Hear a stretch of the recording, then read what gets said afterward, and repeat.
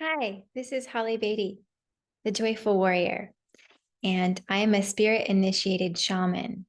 And this month, I've been inspired to share stories from my shamanic life and to give a sneak peek into what it's like to work with me, to listen to me, share these stories and insights that come from the journey that I've been taking for nearly 20 years as a spirit initiated shaman who had my heart blown open uh, quite unexpectedly in an afternoon nap by a Native American chief, an elder on the other side of the veil that chose me, actually, since the time I was a child, to work with and to guide and to help learn how to listen to the soul of all of life,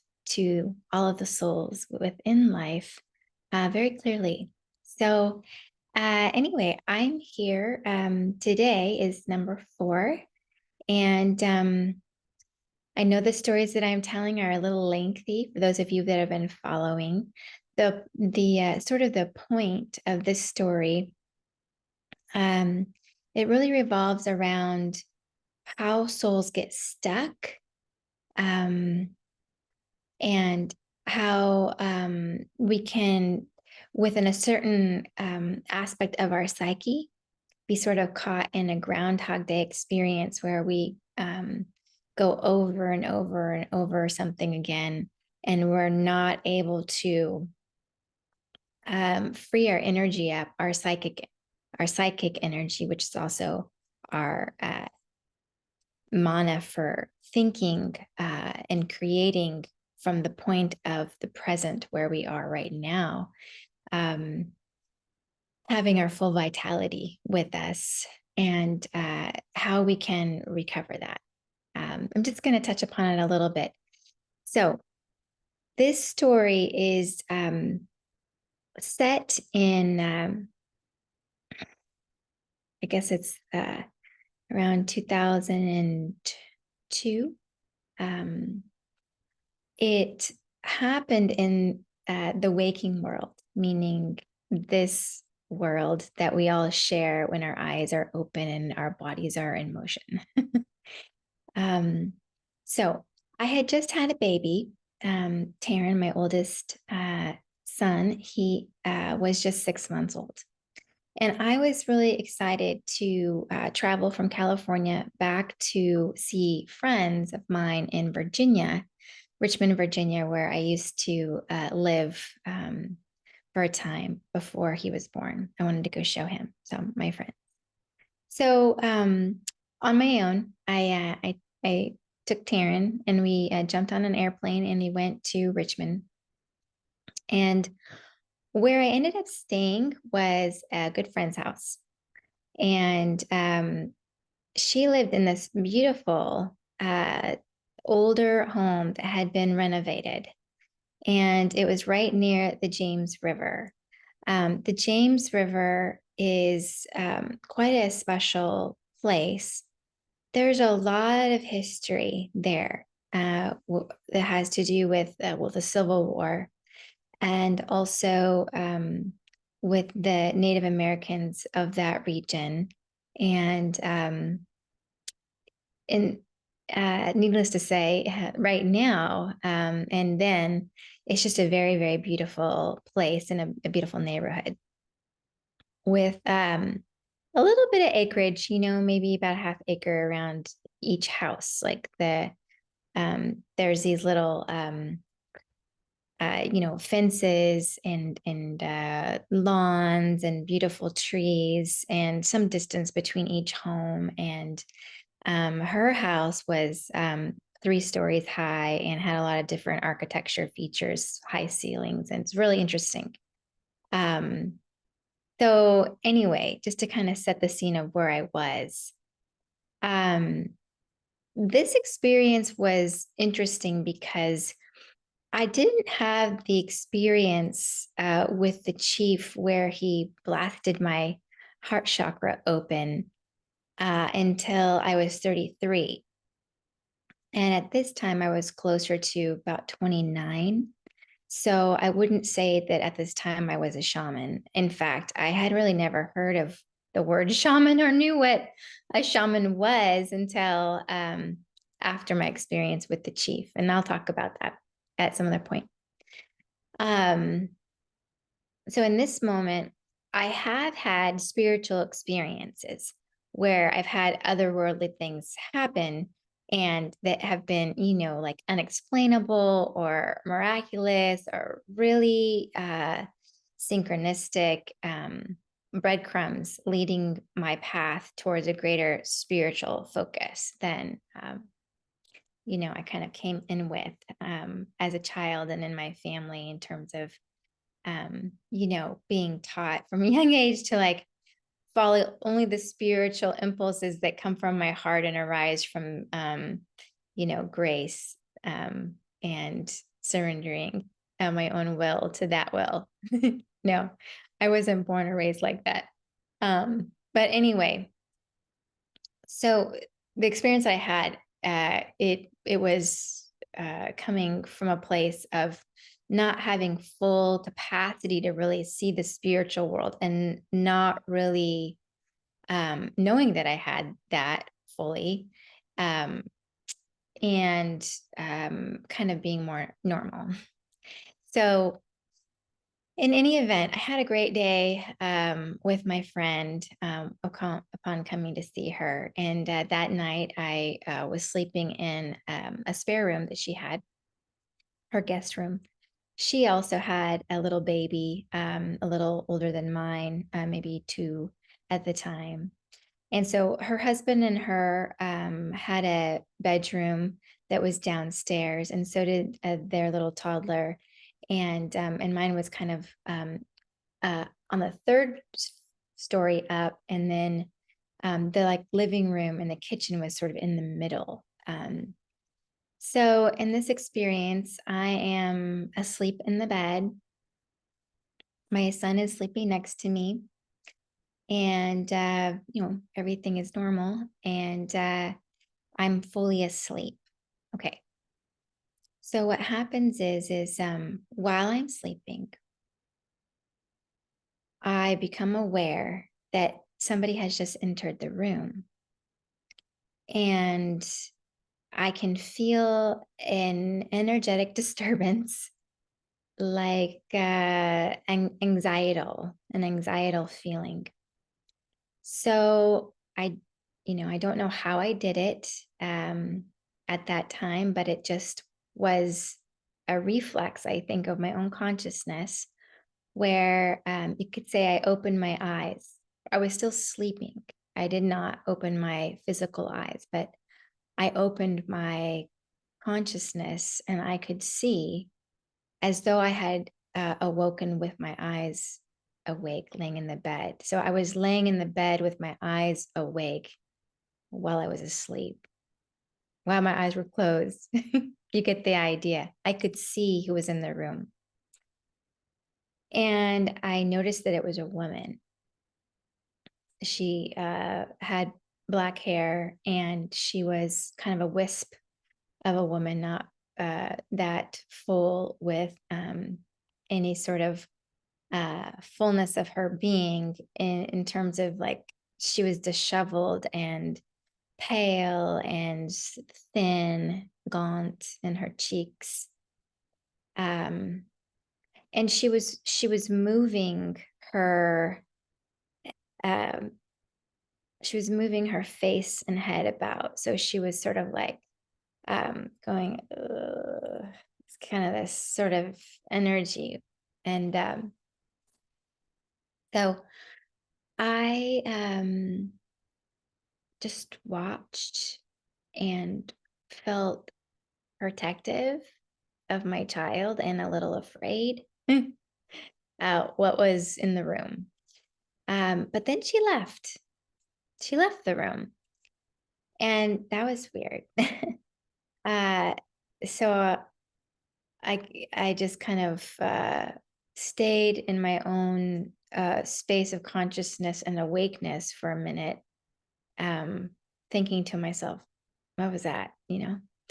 But after a few minutes, she came back and she did the same thing. She looked around the room and she started to kind of cry and put her hands in her, or her head in her hands, and moan a bit and then shake her head and leave the room.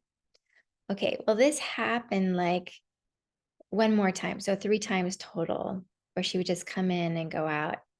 So finally, I had a will to follow her to see where she was going in between. So that's what I did. So in my consciousness, I got out of the bed. My body is still asleep. My eyes are still closed, but in my essence with consciousness and lucidity, stood up and I walked over to where she was when she came in. And as soon as she turned to leave, I followed her. I went through the door after her, now in my ghostly state as well. She went down the stairs to the living room. In the living room, there was all of these trees that had been painted, like round trunks and blotchy green leaves. It was weird. They had a beautiful living room that was quite large with high ceilings. And in this moment, all I could see was all of these trees everywhere. So I noted it. She continued going to the right and then down the stairs. And I followed her.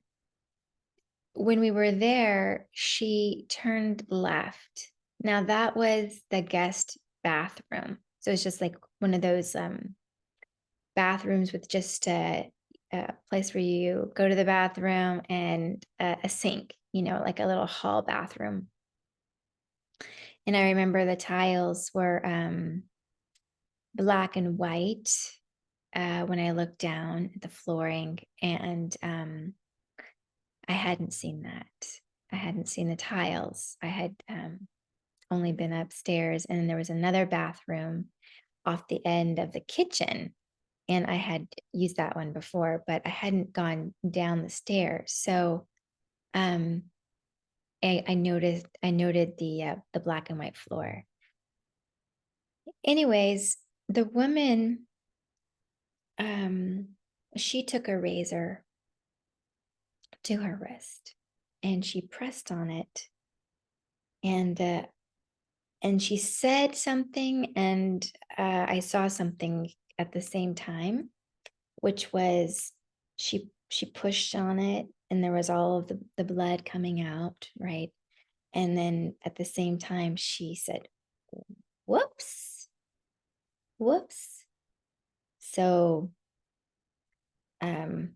she killed herself there. And after that happened, I and she was right back in my bedroom. And so I watched her consciousness, and she was doing this. She was just doing this in a loop. It was like the shortest Groundhog Day. She would just come in the room, she would fret, she'd cry, she'd leave, she would go whoops, and then she'd come back and she'd just do it again over and over.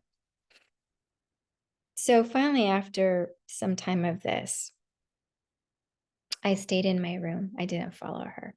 And when she came into the room, I looked at her and her eyes, and I stood right close to her and I said, hello, hello, can you see me? Can you see me? And she could. She registered that she was registering that I was talking, and she looked up, and she was kind of like in a daze, but it's like maybe she didn't see me, maybe she was just hearing me. But then she would return to her situation. So,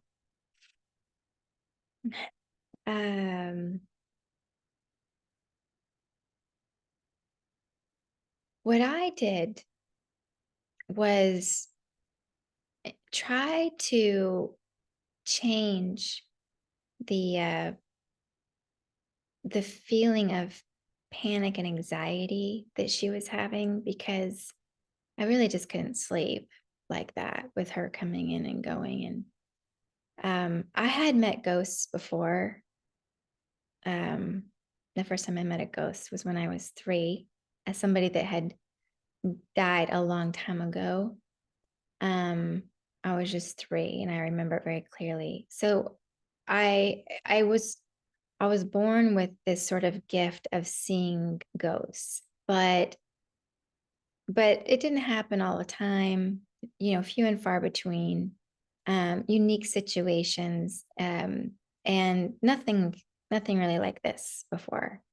At that time, I hadn't met anything demonic or anything. That was a story from yesterday that I told, that I experienced that when I was about 38. So that would be like 10 years later, where I'd have clearer sight. So in this moment, I don't know really what to do from any sort of chief or a book I had read or anything like that. I just knew that I wanted there to be more peace. So there was this book that my son uh, used to like when he was little, that I had gotten when he was a baby. He hadn't really read it yet. We hadn't really read it yet together because he was just 6 months, but I had read it, and it's called Harold and the Purple Crayon. I don't know if you've ever heard of it. It's really cute. It's about this little boy who draws himself a world with a purple crayon, and then he goes into that world and he experiences things. And there's this one scene in his stories where there's a dragon, and the dragon is scary and kind of mean. And the little boy wants to be friends with the dragon. So I I think what he did is he gave him an apple from the apple tree that he drew. There could be a couple of other things that he did, but instead of reacting with like yelling or screaming to the dragon who's yelling and roaring at him, he is sweet, right? And then the dragon turns into like a nice person because he's happy that someone wants to be his friend and give him an apple, right? So then they become friends. So I guess I had this story on my mind recently, or I didn't know what else to try. So I had this idea to open up my heart and let her feel the warmth of myself as a living being of light, so that she might register.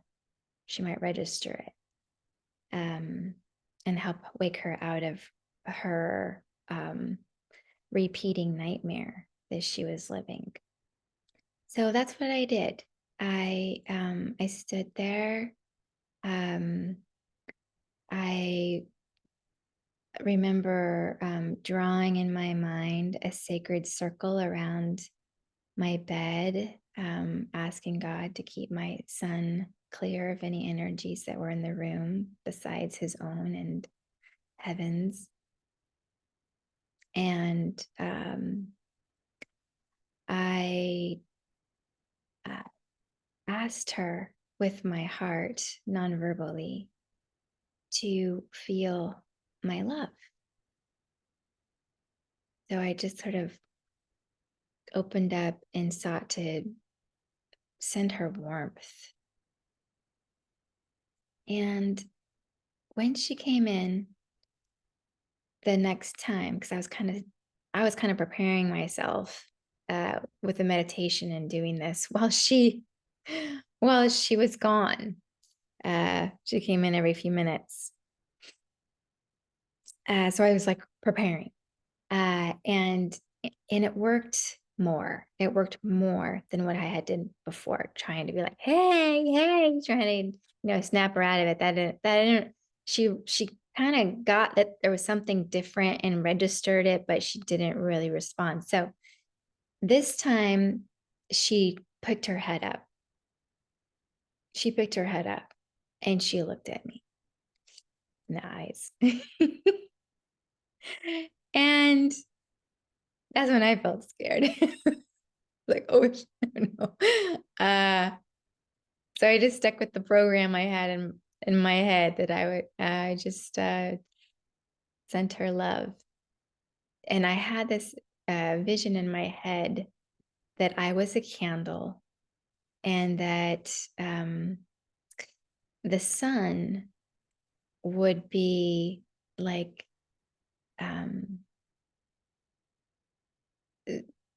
the sun would be heaven, or heaven would be the sun, and so much more full of light than I, and that she could go there. She could go towards the sun. I didn't know that much about helping beings transition. I just, remember like go to the light or something. At the time, I was just thinking of where I would want to go if I was in her position. What could I do? Now I know how to open a portal right into heaven for spirits and help them transition, like they split. But at the time, I didn't really know. So I thought, well, the sun. So I just kept sending her waves of love and visualizing the sun in my mind and showing her the sun. And she just stared at me. And then I said, hi, do you know that you've died? Do you know that you've died? And she looked at me with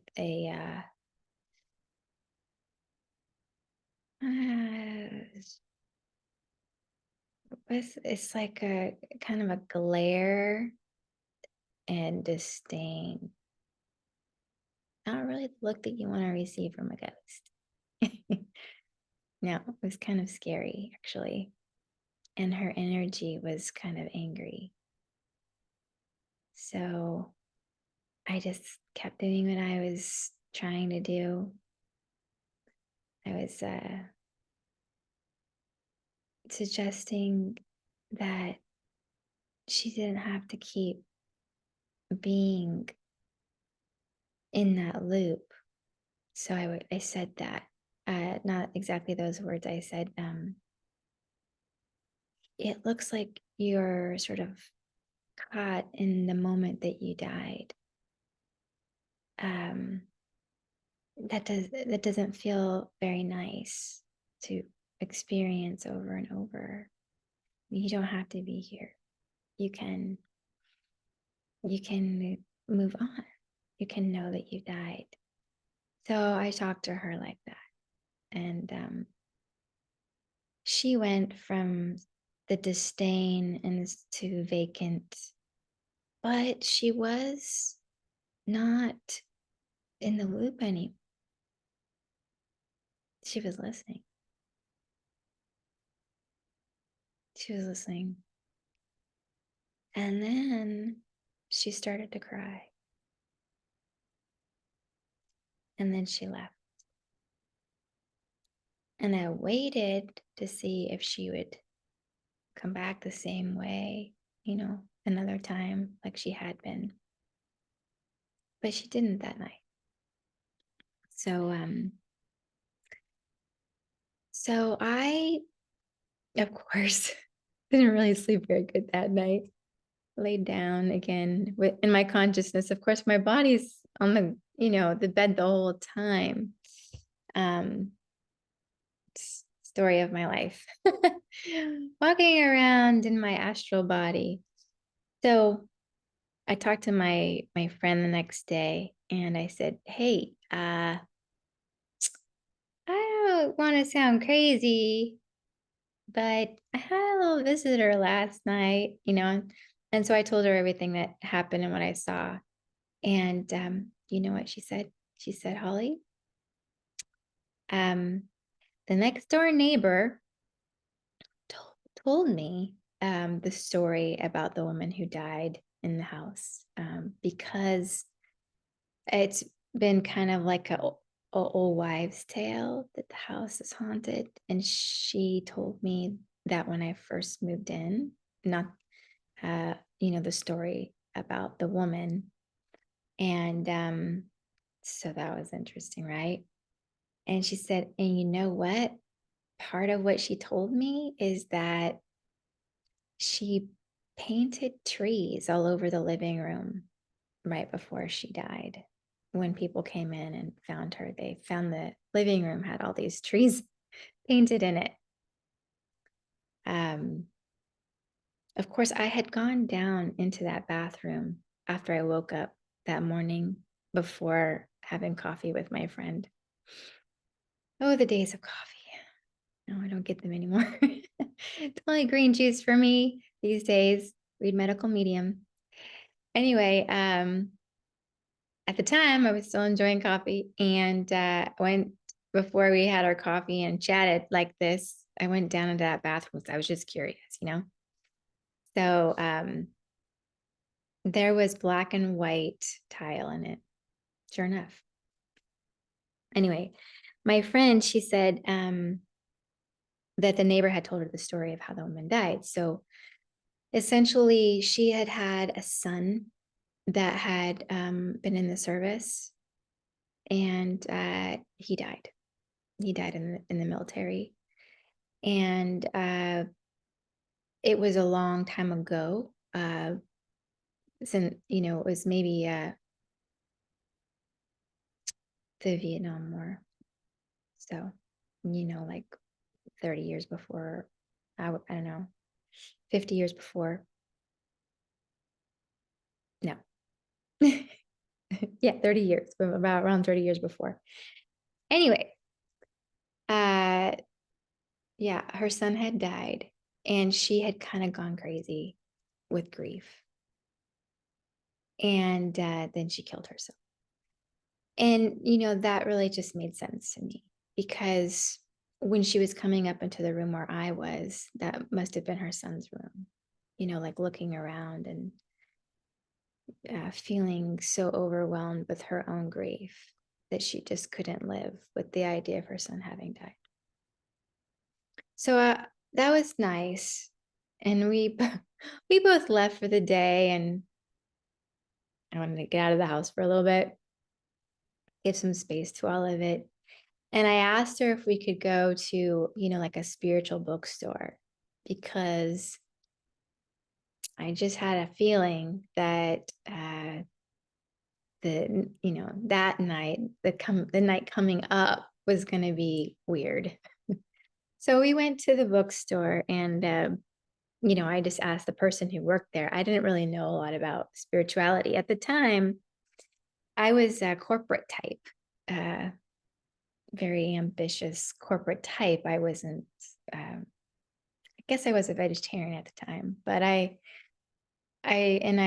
like crystals, and I liked new age shops, but I really just, I dabbled in it. It wasn't my focus, not at all.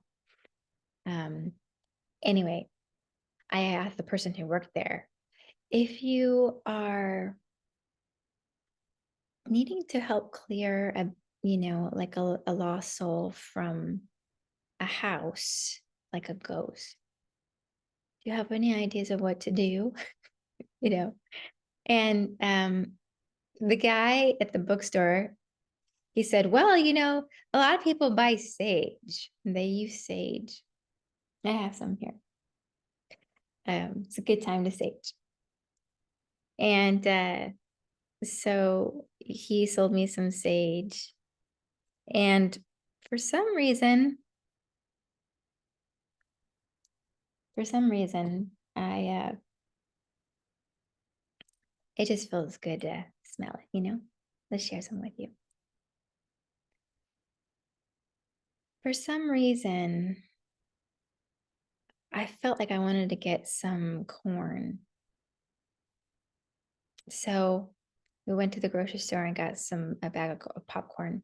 We had popcorn that night. And then I also had the corn kernels. And I had this feeling of foreboding, like something was going to happen. So as we went home that night, going up the driveway, I picked up 4 rocks from the ground outside. And that night before we went to sleep, I purposely created a circle with the rocks, like placing them around the bed. It was just intuitive. And I was intending that I would draw a sacred circle so that nothing else could come in to energetically touch my son, my little baby, and myself. So I also saged, and I put some corn like right at the door. But I wasn't really trying to keep her out. I just wanted to place an intention there that that my my existence in that space was active and alive, and that I was sort of like the mistress of the room that night, that I had the right to be there. That was what my thought was at the time. So I did that, and then she came again, but she didn't come in the loop. She wasn't in the loop. She came in, and I immediately felt her, even though I was asleep. I registered the signature of the feeling of her consciousness just naturally, and I responded by opening my spiritual eyes and just watching what she was going to do. And she looked at me,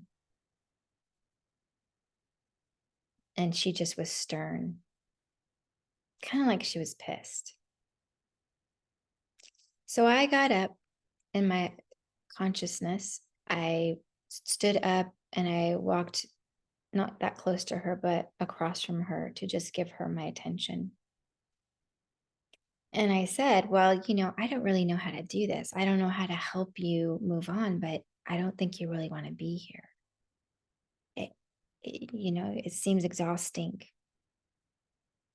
And then again, I had these like waves of love that I was trying to generate. It was a little weak for me in that moment because I was a little off kilter. I wasn't as strong of a state for some reason as I was the night before. She looked at me, and she looked at the room, and all of a sudden I could see through her mind that she could see the room and the bed as it was now with my child on it. And she hadn't seen that before. Like somehow I broke through the mist and got to her. But what she had been looking at was the room as it had been when her son was in it, and the living room as it had been when she lived in it. And so I had been looking at everything through how she saw it. And now she was seeing how it was now. And she started to cry. She started to cry.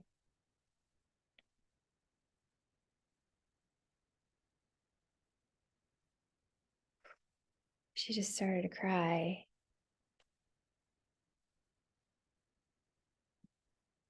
And she looked at me, and then she left the room. I never saw her again. I honestly decided to go stay with a different friend after that night, because I wasn't a shaman yet, and I didn't know really how to navigate it. But I thought now that she was aware that somehow life would help her find her way. One thing I did do also intuitively was I saged my girlfriend's house. I saged the whole house, and I put corn around the house, and I basically tried to intend that nothing that had a frantic feeling was welcome. I was trying to bring I was praying for a peaceful energy in my friend's home. And, one of the things that my friend told me, she said, at first she had that bedroom that I was staying in, the guest room, as a nursery for her child, but the child never really slept very well in it.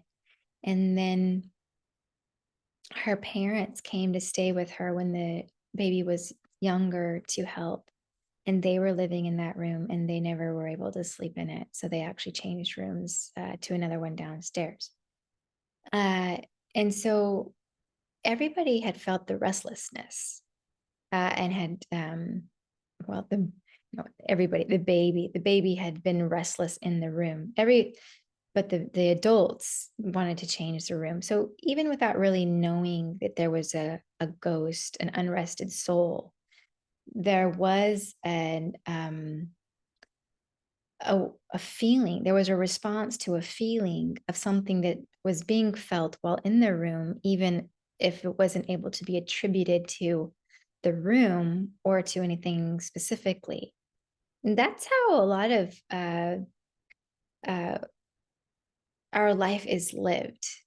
We live with a misunderstanding, or not fully understanding, that other consciousnesses come into our energetic field all the time and can influence it, or we put ourselves in the energy bubble of something else when we go into a new place, or and we don't know that we've done it. And so um what we do is we rationalize, we come up with a thought that explains why we feel what we do, and it doesn't really have to make any sense at all, but it just makes us feel like we know why.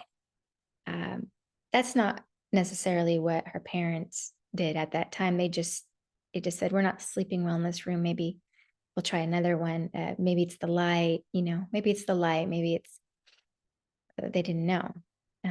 Maybe it's the window.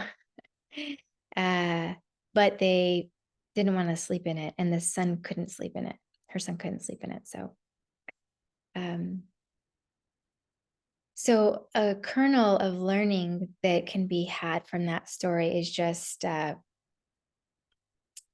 what I said so far about becoming more aware of the other consciousnesses that are overlapping ours, that are dwelling in the same physical space as ours.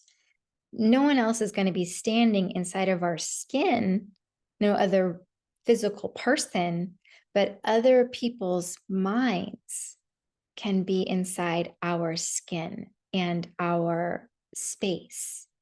And we can learn how to become aware of it. We can. That's a part of shaman training. And a lot of what I've done in shaman training is backtrack with the spirits that have taught me, backtracked and asked, okay, so I do this, but how do I do this? And then how can I help others, you know? And so that's a lot of how the training that I've developed has been created, is receiving those answers, which are often very surprising. And my training program is very unique and different from any other shaman training you'll find, although there will be some universality to it, of course. Another thing is just that about the repeating that she was doing. So when you have soul loss, oftentimes the soul, there's all kinds of different soul loss, and we'll talk about that more. But one kind of soul loss is when the psyche, the mind, is stuck in a loop. So she was somebody who had died, and she wasn't able to free her consciousness to move on and be with the all that is and rest. She was in this burden of energetic exhaustion. But we can actually have that experience while we're still alive. So I'll just share something that's super silly and just comes to my mind. So I share because it's like it's easy to share. Um, when I was a little girl, fifth grader, there was this other girl in my class, and one day she looked at the 501 jeans I was wearing at the waist size, and she shouted it out to everybody in the class, and then she started to laugh. And I wore a size bigger than she did, and I think maybe I was a little chubby. And I was a little chubby, and she was making fun of me. So for a long, long time, I could not forget her name. And I always felt a little chubby, and I really hated it when, uh, you know, I I could still remember that the size of my jeans was like was a 28, which is actually not chubby at all, but for a fifth grader maybe. So anyway, I I was stuck there. A part of my psyche cared and attached to what she was saying and took what her words were to be my truth. And so I literally was still feeling the way that I felt when I was humiliated by her for years and years and years. Well, not maybe just years and year, not years and years and years. I mean, I resolved it, but I didn't realize that part of my psychic energy was stuck. It was caught in that loop. Have you ever had anything like that happen to you? Do you think that there might be a part of you that is kind of caught in a time in your life where you're currently not? Not just that you're feeling uh, like you made a mistake about something, or maybe you lost love, or you lost a job, or, you have regrets and things, but you actually still feel like a part of you's in this story. That's one kind of soul loss. And that was the first time I encountered it. The first time I encountered it was in this moment with this woman who hopefully I was able to help in some way to find a way to move on. I hope so. I also remember that was one of the first times that I ever sang, that I ever used song to try to shift the energy of something sort of intuitively. And I did that when I was saging and using the corn in my friend's house to sort of try to clear it out. Like the guy at the bookstore said, I think I didn't realize it at the time, but now I know that what's stronger than sage, although sage is a beautiful gift to us all, and what's stronger than corn, offering corn is a wonderful practice to demonstrate that there's great abundance within. And so we can share as an offering. So when you offer corn, it's like a demonstration that there's a large harvest and that there's some to be shared. And so it's like a thank you offering. And at some point in shaman training, I talk about ritual and different things that different native traditions might do, but more importantly, how the thought is the glue for whatever ritual that it is you're doing, and that it should be organic to you. But the most important part of what I did uh, that time that I didn't realize at the time was the singing. Song can be used as one of the fastest and most powerful tools for changing the frequency of anything, including ourselves and a place that we're inhabiting. And so that will be shared more in a story in the future with you. So, yeah, this is a story of the lost soul and the house with trees in the living room. And one of the first times that I met a ghost, and how she taught me about how the soul, the mind, the psyche can get stuck in loops. And that one way that we can help others that are stuck, uh, or help ourselves when we feel stuck, is to go in our heart and feel the warmth and connect with the sun. Thank you so much for listening, and we'll see what tomorrow brings. Thank you.